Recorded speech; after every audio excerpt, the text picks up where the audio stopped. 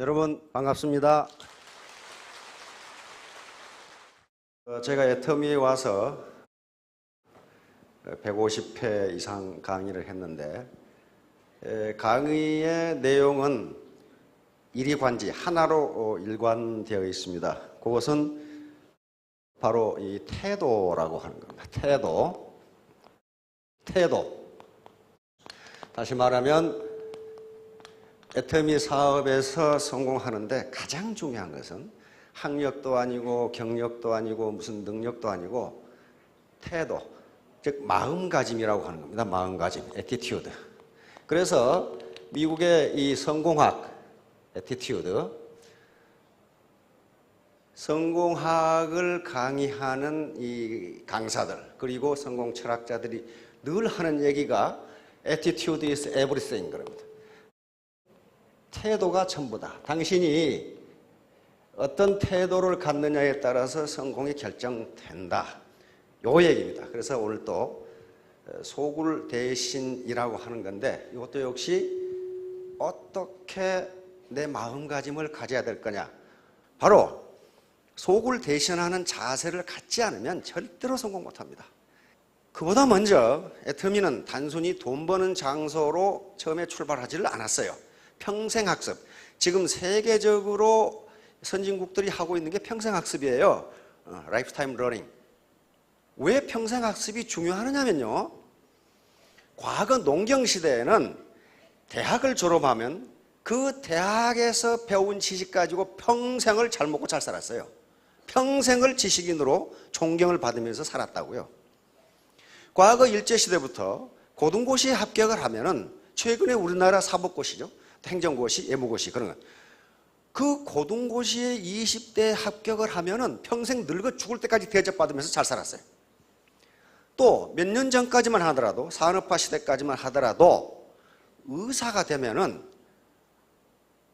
딸 가진 졸부들이 열쇠 3개 들고 쫓아와. 그걸 내가 봤어. 왜냐하면 우리 아들이 한의사거든. 한의대를 졸업하니까 중매쟁이들이 말이지 열쇠 3개씩 들고 줄을 서. 근데 지금은 사법고시 합격해서 변호사가 된다든가 로스쿨 나와서 변호사가 된다든가 또는 의과대학 나와서 닥터가 된다고 해서 그게 평생 존경받고 잘 사는 게 아니에요. 치열한 경쟁이 벌어진단 말이에요. 그러니까 누군가는 그러면 그 직업이 나빠서 그러냐? 그렇지가 않아요. 이제는 어떤 직업을 가졌다는 것 자체가 그 사람의 평생 소득과 평생 존경을 보장해 주지 않는다. 따라서 산업화 시대에는 대학을 졸업하면 평생을 그 지식 가지고 써먹어도 부족함이 없었어요. 그런데 지금은 대학을 졸업해도 또는 어떤 학교를 졸업해도 그 지식을 1년도 써먹지를 못해요. 왜냐하면 새로운 지식이 계속 나오니까. 그래서 선진국에서는 평생학습이라고 합니다. 그래서 우리가 애터미를 출발할 때 애터미를 평생교육, 라이프타임 러닝 또는 컨티뉴어스 러닝의 하나의 문화를 만들자 그렇게 출발을 했어요. 그런데 현재 우리 사회에서 여러 가지 문제가 복잡하게 터지고 있습니다. 그것은 뭐 때문에 그러냐면요. 가장 근본적인 이유는 하나입니다. 그것은 지금까지 우리가 돈을 사람보다 앞세웠기 때문입니다. 돈을 사람보다 앞세웠기 때문이에요. 다시 말하면 사람이 목적이 아니고 어떤 사람의 돈 버는 수단으로 전락했기 때문에 그런 현상이 나타나요. 그래서 이 작년 그리고 금년 우리 리더스 클럽에서 계속 강조된 게 뭐냐 하면은 애터미는 돈 냄새가 아니라 사람 냄새가 나는 기업으로 만들자. 그게 주제였어요. 사람 냄새가 나야지 어떻게 돈 냄새만 풀풀 나면 되느냐. 그래서 애터미의 사원 첫 번째가 영혼을 소중히 여기며 이렇게 딱 되어 있는 거예요. 영혼을 소중히 여긴다는 것은 영혼 그 자체가 인간이기 때문에 사람을 소중히 여긴다 그 말이거든요. 다시 말하면 우리는 사람을, 인간을 자기 목적 달성을 위해서 수단으로 쓰지 않겠다 그런 얘기예요. 그럼 어떻게 했느냐? 동반성장, 윈윈하는 같이 잘 먹고 잘 사는 그런 회사를 만들자. 그게 영혼을 소중히 여기면이에요. 그래서 오늘 또 역시 태도, 소굴 대신해서 강의하려고 하는데 요 소자는 작을 소자니까 굴은 굽힐 굴자입니다. 우리가 굴복한다 할 때 굴자고, 대는 큰 대자, 신은 펼신자입니다. 그러니까 크게 성공하려면은 작은 굽힘이 있어야 된다, 그런 얘기예요. 마치 개구리가 멀리 뛰기 위해서 몸을 뒤로 움츠렸다 뛰는 것처럼 그렇게 하지 않고 뻣뻣하게 있어가지고는 멀리 뛸 수가 없다는 거예요. 바로 보다 멀리, 보다 빨리 목표에 도달하기 위해서는 작은 굽힘을 감수해야 된다. 지금 고사성어입니다. 자, 그러면 처음 오신 분들이 가지는 세 가지 의문이 있습니다. 요게 사기치는 거 아닌가? 이 사업을 할까 말까? 두 번째는 바로 한다면 나 같은 사람도 성공할 수 있을까? 세 번째는 그럼 어떻게 하는 건가? 요 문제예요. 요 문제에 대해서 의문을 갖지 않은 사람은 뭔가 좀 머리가 좀 이상한 사람이에요. 반드시 의문을 가져야 돼요. 무슨 사업을 하든지. 자, 이런 문제가 해결돼야 다음으로 넘어갈 수가 있습니다. 자, 그러면 성공하는데 아무렇게나 성공하는 건 아니에요. 세 가지 조건을 반드시 갖춰야 돼요. 이건 애터미 사업뿐만 아니고 구멍가게를 하든 자기 개인 사업을 하든 세 가지는 반드시 갖춰야 됩니다. 먼저 냉철한 이성, 이걸 차가운 머리, 쿨헤드라고 그럽니다. 쿨헤드. 그 다음에 두 번째가 마음 공부가 더 중요합니다. warm heart, 따뜻한 마음을 갖지 않으면 반드시 패가 망신한다. 지금 현재 사회적으로 일어나고 있는 것들이 그겁니다. 따뜻한 마음을 안 가졌기 때문에 돈을 앞세우고 사람을 뒷전에 두는 바람에, 다시 말하면 사람을 자기 돈벌이의 수단으로 이용하면은 돈이 잘 벌려요. 그러다가 한 방 터지면은 패가 망신하는 게 바로 warm heart가 없어서 그렇습니다. 세 번째, 부지런한 손발. 이게 몸 공부입니다. 그래서 머리, 마음, 몸이 하나의 일체가 될 때 성공할 수 있습니다. 이제 차가운 머리는 합리적 판단 능력 또는 냉철한 이성이라고도 합니다. 냉철한 이성으로 내가 지금 여기 오셨으면 이 회사는 어떤 회사인가를 스스로 판단해 보셔야 돼요. 누가 좋다고 그러니까 하고 나쁘다고 그러니까 안 하고, 그것은요 자기의 주체적 삶을 살지 못하고 누군가의 노예가 되어 있는 거거든요. 그래서 반드시 최종 판단은 자신이 해야 됩니다. 그래서 먼저 합법성, 이 회사가 합법적이냐. 그런데 합법성은요 지금 현재 네트워크 마케팅으로 등록해서 하고 있는 회사는 전부 거의 대부분 합법적으로 설립된 회사들입니다. 그것만 가지고 합법성을 따지면 안 되고 사업을 합법적으로 하고 있느냐, 이것도 따져봐야 돼요. 다시 말하면 도덕적으로 하자가 있는 것도 합법적이 아닌 거예요. 예를 들면 와이셔츠 한 장에 500만 원에 판다. 그거 죄가 돼요, 안 돼요? 죄 안 됩니다. 500만 원에 팔건 5천만 원에 팔건 그 죄가 안 돼요. 왜? 그걸 강매하지 않고 스스로 샀다면은 그건 죄가 안 돼요. 두 번째는 경영자의 도덕성과 경영 능력입니다. 두 개 다 갖춰야 돼요. 도덕성이 없어도 안 되고 경영 능력이 없어도 안 됩니다. 두 개를 다 갖춰야 돼요. 세 번째는 제품의 경쟁력. 이것은 아이템 구성과 품질 및 가격을 의미합니다. 이거 잘 따져보셔야 돼요. 그 다음에 수익 구조, 리워드 시스템, 마케팅 시스템인데, 다시 말하면 물건도 좋고 가격도 싼데 내가 죽으라고 일을 했더니 위에 사람들이 다 가져간다. 그런 일을 하면 안 돼요. 다음은 비용 부담이에요. 이게 비용 지출이 많으면요 우리 옛날 어른들이 앞으로 남고 뒤로 미친다고 그랬거든. 그렇게 돼요. 그렇게 돼서는 안 돼요. 그 다음에 비전, 이 회사가 살아남을 수 있느냐 하는 것도 봐야 돼요. 경쟁력을 가지고 있느냐. 다음 교육 시스템. 교육 시스템이 어떤 테크닉, 고객을 속이는 방법 등을 가리킨다면 그 회사 제품의 경쟁력이 없다는 걸 이야기합니다. 경쟁력이 있는데 과장 과대 광고를 하거나 허위 과대 광고를 하거나 또는 세뇌 교육을 하거나 또는 고객을 속이는 테크닉을 교육해야 할 이유가 하나도 없어요. 그래서 교육 시스템도 잘 봐야 됩니다. 그다음 행사 시스템. 요란스럽게 턱시도 입고 드레스 입고 나와서 빵빠레 불고 하는 데는 가지 마세요. 왜냐하면 시끄럽게 정신을 빼가지고 뭔가를 감추려고 그런다고요. 일반적으로 순금은 도금하지 않습니다. 굴이나 도금하지 않아요. 그래서 행사를 요란스럽게 하는데도 뭔가 좀 따져봐야 돼요. 동반성장. 우리 협력업체가 많은데 애터미만 돈을 버느냐, 애터미하고 협력업체가 모두 동반성장을 하느냐 하는 것도 따져봐야 됩니다. 자, 이런 것들을 개인적으로 따져봐서 오케이 하면은 이제 사업을 시작하셔도 됩니다. 자, 바로 그럼 따뜻한 가슴으로 판단해야 할 게 있어요. 이게 무지무지 중요합니다. 돈벌이가 되더라도 이게 옳은 일이냐 하는 걸 따져봐요. 내가 물건을 팔고 내가 돈을 버는 게 과연 옳은 일이냐, 다른 사람의 눈에 눈물 나게 해놓고 내 돈 버는 게 아니냐 한번 따져보란 말이에요. 두 번째는 보람이 있어야 돼. 보람 있는 일이냐를 따져봐야 돼.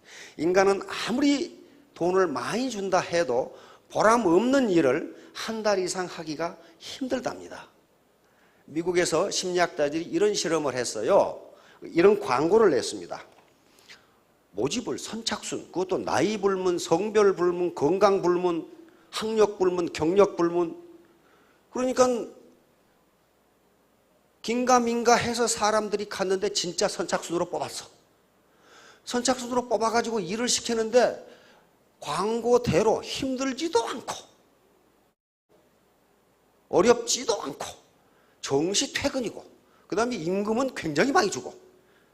그런데 그 일이라는 게 뭐냐 하면은 매우 쉽고도 편한 일인데 이 일에 보람이 없어. 이 회사에서 시킨 일이 이러한 A4 용지에 양쪽에 점을 이렇게 찍어 놓고 자를 대고 점을 연결하는 일이야. 얼마나 쉬워. 이게 무슨 연령이 필요 있어, 학력이 필요 있어, 경력이 필요 있어, 무슨 그래 손가락만 움직이면 할 수 있어. 양 종이에 찍어 놓고 줄을 긋는 일이야. 요거 땡 하고 하면 하루 1급을 빵빵하게 줘. 한 일주일 지나니까 감독한테 이거 왜 하는데요? 감독이 노트 만들고 있습니다. 이렇게 되면 노트 만들고 있습니다. 그러니까 노동자가 아니 그러면 처음부터 줄을 그것을 만들면 되지 왜 우리한테 그러라 그래? 이렇게 된 거야. 한 달 후에 한 놈도 안 남아요. 다시 말하면 인간은 아무리 쉽고 페이가 많이 주어져도 보람 없는 일은 일주일을 하기가 힘들다 해요. 만약에 여기 계시는 분 밑 빠진 독에 물을 하루 종일 갖다 부으면 일당을 두각이 주겠다. 이거 며칠 할 수 있을 것 같아요. 일주일 못합니다. 일주일 하면은 벌써 한 3일 되면 우울증이 오죠. 우울증 오다 한 일주일 하면 이게 돌아 이제. 그러고 이 일을 시킨 놈이 누구냐고 나타난단 말이에요. 불가능해요. 밑 빠진 독에 물 붓기. 왜? 인간은 아무리 쉽더라도 보람 없는 일은 일주일 이상 하지 못한다 해요. 아무리 양심 없는 인간도. 그러니까 이 애터미 사업이 보람 있는 일인가 하는 걸 따져보셔야 됩니다. 우보천리, 일확천금은 이게 지금 여러 가지 사고 나고 가라앉고 불타고 하는 게 그런 것 때문에 그래요. 빨리. 자, 지금까지는 그렇게 했더라도 우보천리, 소고름으로 천리가 한다. 소 그거 꾸역꾸역 가는데요. 소 가는 거 보세요. 절대 뒤로는 안 가요. 계속 앞으로만 가. 그러다 가다 보면 천리를 간다는 얘기예요. 자, 속을 대신 말은 조금 굽히고 크게 편다. 왜 이런 말씀을 드리냐 하면은 애터미 사업이 그렇게 쉬운 게 아니에요. 국민들의 인식이 매우 비우호적이에요. 다단계 사업에 대해서. 그래서 비우호적인 것은 뭐 때문에 그러냐? 고정관념 때문에 그렇거든요. 그러면 여러분들이 무엇을 가지고 그걸 혁파해야 되느냐? 작게 굽히고 성공하는 모습을 보여주면 돼요. 그러놓으면 그 사람이 따라오게 돼 있어요. 논리로 이기려고 하지 마세요. 왜냐하면 인간은 고정관념을 바꾸기가 매우 어려워요. 매우 어렵습니다. 이것은 잠욕구영이라는 말과도 똑같습니다. 다시 말하면 잠시 욕됨과 오랫동안의 영화예요. 이 말이 고전에는 많이 나옵니다. 예를 들면 유종원이라는 당송 8대, 당나라 사람인데요. 당송 8대가 중에 하나로 꼽히는 아주 유명한 문인인데 자기 친구 집에 불이 났다는 소식을 들었어. 그런데 자기 친구 집에 불이 났다는 소식을 듣고 그 친구 학자에게 편지를 썼어. 처음에는 듣고 놀라고 조금 있다가는 의심스럽게 생각하다가 지금은 매우 기뻐합니다. 일어났어요. 당신에게 위로를 해줄까 하다가 축하하는 편지를 보냅니다. 이게 뭐 똥땅지 같은 편지를 보냈어요. 불이 불나서 집이 다 타버렸는데 축하하는 편지를 보낸 거예요. 근데 그 뒤 학자가 그 편지를 설명해 놨어요. 소굴 대신. 지금 작은 재앙, 작은 화를 딛고 크게 일어설 수 있다. 그렇게 딱 해설을 해놨어요. 그러니까 유종원이라는 대학자가 그런 편지를 보낸 거예요. 지금 이 어려움을 극복하면 당신은 더 크게 성공할 것이다. 마찬가지로 이경동이라는 사람이 왕 옆에 왕 비서였어요. 이 사람이 황해도로 좌철을 당했어. 근데 조선시대 황해도가 문제가 많았답니다. 왜냐하면 거기에 도둑놈들이 많아, 도둑놈들이. 그런데 임금의 지금 같으면 청와대 비서실에 있다가 지방으로 좌천돼 버린 거예요. 제일 어려운 데로. 사람들이 이경동이 좌천됐다. 그러니까 다른 사람이 뭐라고 썼냐 하면 그건 모르는 소리다. 우리 임금님께서 저 사람의 능력을 테스트해 보려고 가장 어려운 데로 보낸 거다. 그래서 거기서 일을 잘 처리하면 아마 더 크게 쓸 것이다. 다시 말하면 임금님이 소굴 대신을 지금 시험해 보신 것이다. 이렇게 해설이 났어요. 그런 얘기예요. 그러니까 잠시의 어려움을 참고 그것을 바탕으로 노력하면 더 큰 성취를 올릴 수 있다. 이런 얘기. 이런 거죠.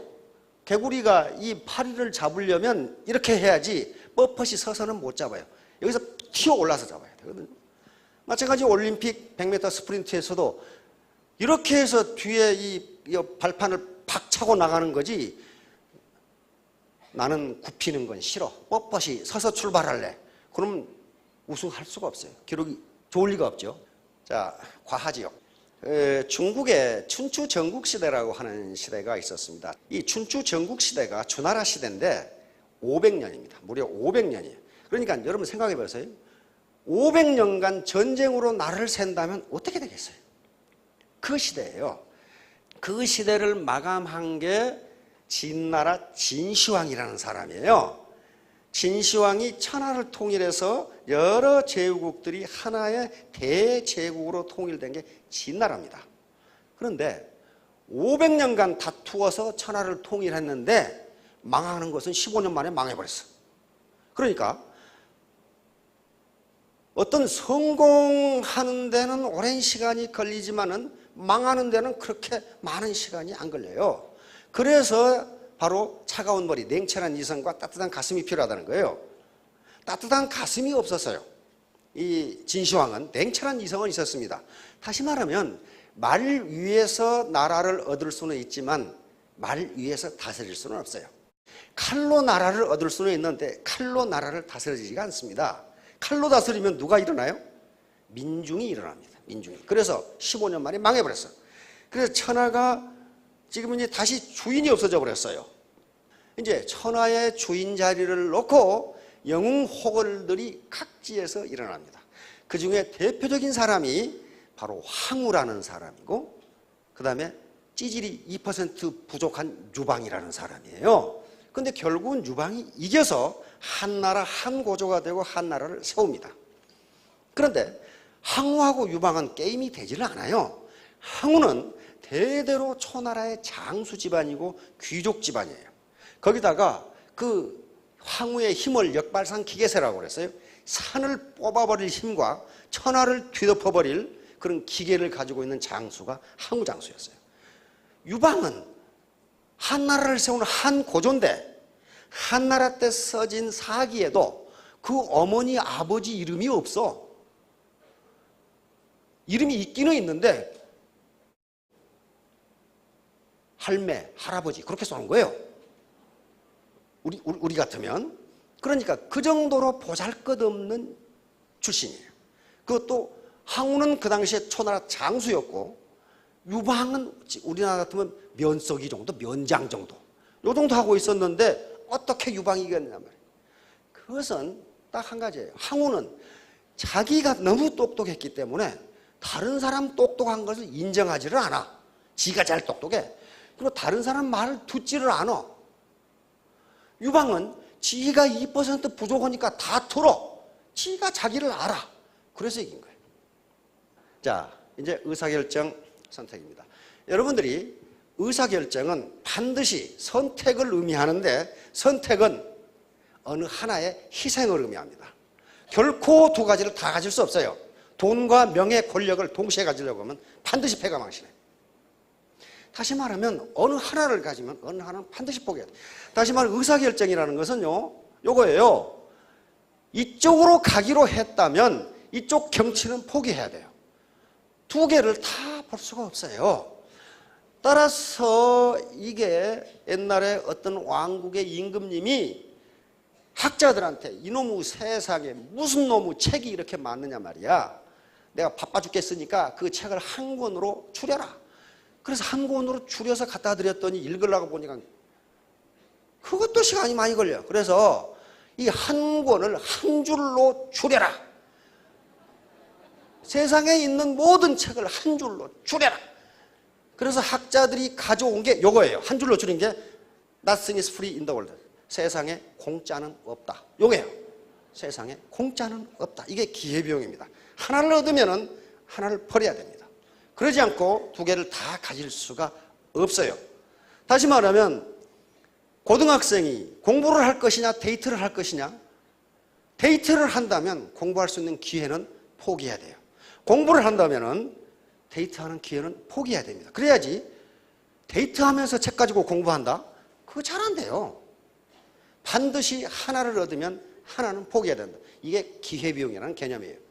요게 이렇게 되고 싶으면 공짜로 안 된다 그런 말이에요. 요런 과정을 거쳐서 팔딱 뛰게 돼 있단 말이죠. 다이어트도 공짜로 되는 게 아니라 반드시 뭔가 어떤 기회를 상실해야 돼. 포기해야 돼. 먹는 기쁨을 포기하든가 TV 보는 시간을 줄이고 운동하든가 뭔가 하나를 포기해야 돼요. 애터미 사업에서도 마찬가지예요. 반드시 소득에는 즉 자기에게 들어오는 인풋이 있으면 아웃풋이 있어요. 하나만 있을 수가 없어요. 그러니까 애터미 사업에서 얻을 수 있는 게 요겁니다. 생계소득이라든가 경제적 자유, 폭넓은 인간관계 유지, 봉사, 기여, 자아실현, 그리고 리더십 발휘, 강의 기회, 또는 노후 준비, 국내 여행, 또는 당당함, 돈이 있으면 당당합니다. 자신감.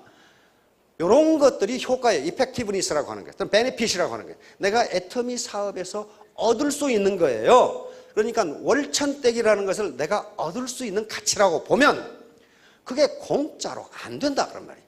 여기 좌측에 반드시 비용을 투입해야 돼요. 뭔가를 희생해야 돼요. 희생하지 않고 오른쪽 것이 나올 수가 없어요. 희생이 뭡니까? 체면, 자존심, 위신, 속상함. 속이 있는 대로 상할 수가 있어요. 그게 코스트예요. 그 다음에 시간, 취미생활, 늦잠 자는 것도 참 기분 좋은 일이거든요. 근데 그게 포기해야 된다고. 여가를 활용하는 거. 그 다음에 TV 시청이라든가 여행도 제한을 해야 돼요. 노는 거 다 놀고 오른쪽 못합니다. 그 다음에 반대, 가족이 제일 세게 반대. 그 다음에 친구, 친인척. 그 다음에 노력 투입, 육체적 피곤함. 그리고 귀찮음, 인간관계. 이런 것들이 코스트고 이 코스트를 지불할 때만 오른쪽에 베네핏이 나온다. 어떤 혜택이 나와요. 그런데 문제는 이제 어디에 있냐면은 모든 개인이 이것을 어떻게 평가하느냐에 따라서 선택이 달라져요. 개인은 전부 다 자기 효용함수를 가지고 있기 때문에 만약에 어떤 사람이 이것이 이것보다 크다 이렇게 되면은 사업을 할 겁니다. 이것이 똑같다 그러면 할까 말까. 만약에 이것이 더 크다고 생각하는 사람은 절대로 안 해요. 체면, 자존심, 속상함이 훨씬 큰 가치가 있다 하는 사람은 절대로 하지 않는다. 그러나 그것보다 노후 준비라든가 당당함이라든가 그 다음에 사회에 봉사하고 기여하는 것이 훨씬 가치가 있다 라고 생각하는 사람은 이거에 더 크게 가치. 이게 전부 다 어떤 정량적으로 측정할 수 있는 게 아니고 개인의 효용함수 속에서 정성적으로, 다시 말하면 퀀티티브, 정성적으로 질적으로 측정을 해야 되기 때문에 어떤 것이 크다 이야기할 수가 없어요. 자, 얼마 전에 MBC 텔레비전에서 어떤 펀드 설계자가 나와가지고 지금 상당한 이 중견기업의 부장의 평생이 어떻게 될 것인지를 평생 이 재무 설계를 하는 프로그램이 나왔어요. 현재 중견기업의 부장 정도 되니까 월 받는 것이 한 800만 원. 그러니까 연봉이 한 1억 정도 되더라고요. 그런데 이 재무 설계사가 나와서 그 PD가 이분이 앞으로 어떻게 살아가겠습니까? 그러니까 저 말씀드리기 곤란한데요. 그러더라고. 그래서 왜 그렇습니까? 그랬더니 그 뒷골목에 그 폐지 줍는 영감님 있죠? 그렇게 살아갈 것 같은데요. 그게 딱 맞아요. 이 방법이 아니고는 이 양반은 살아갈 방법이 없다는 거예요, 앞으로. 왜? 지금 은행 대출해서 집 샀는데 원리금도 지금 많이 남아있고, 부모님 살아계시고, 아들은 학교 다니고, 어떻게 사냐. 저축한 돈은 없고, 그런 얘기를 하더라고요. 그러니까, 바로 효용함수의 주관성이 있지만은, 효용함수를 평가할 때, 장수시대라는 것을 고려해야 된다는 게 장수시대. 앞으로 60세에 정년퇴임해도 100세까지면 40년을 사셔야 되는데 40년을 사시면 30년을 이렇게 살아야 된다 이 말이야. 지금 준비가 안 되면은 여기 무슨 말은 좋지 자원 여기 앞에 없어요. 자원 그 말은 고물상 그 말이에요. 지금 여기 할아버지들이 모여서 고물상 지금 차가 앞으로 가고 있는데 이렇게 기울어지고 있는데 차 잘 간다 그러고 있단 말이에요. 지금 이러고 있는 경우가 많아요. 현재 우리나라가 그렇습니다. 자, 결론 전거 후공입니다. 요 거자는 거만할 거자입니다. 거만할 때 거자고 공은 공손할 공자입니다. 전거 후공이라는 말은 전에는 나한테 거만하게 굴더니 왜 지금은 나한테 공손하게 구십니까? 그 말이에요. 이것도 사마천의 사기 소진열전에 나오는 이야기입니다. 바로 이때가 춘추전국시대 이때 이야기입니다. 이때 중국 역사에서 500년 동안의 혼란기니까 가장 치열한 전쟁이 벌어졌던 시기입니다. 이때 전국시대 7개 나라 전국 7웅이 남게 되는데 이쪽에 연나라 우리가 북경을 연경이라고 하는 게 이 연나라에서 나왔습니다. 조나라, 제나라 지금 산동반도죠. 위나라, 한나라, 초나라, 진나라 이렇게 남습니다. 그런데 소진이라는 사람은 요 진나라, 진시황의 진나라가 강력하기 때문에 요 진나라가 계속 동쪽으로 침공을 해오니까 소진이라는 사람이 요 6개 나라를 돌아다니면서 6개 나라가 이렇게 합종체계라고 그러는데 종으로 동맹을 맺으면은 진나라가 침공하지 못한다. 그 얘기예요. 그런데 그렇게 돌아다니는데 요 왕들이 말을 안 들어. 말을 안 들어서 코가 석자나 빠져가지고 고향에 왔더니 형수가 자기를 아주 개차반 취급을 해. 형수가. 그리고 동네 사람들도 전부 다 자식 말이야. 일은 안 하고 무슨 혓바닥만 가지고 돌아다니면서 그러니까 저 거지지. 심지어는 자기 마누라까지도 아주 남편을 우습게 생각을 해.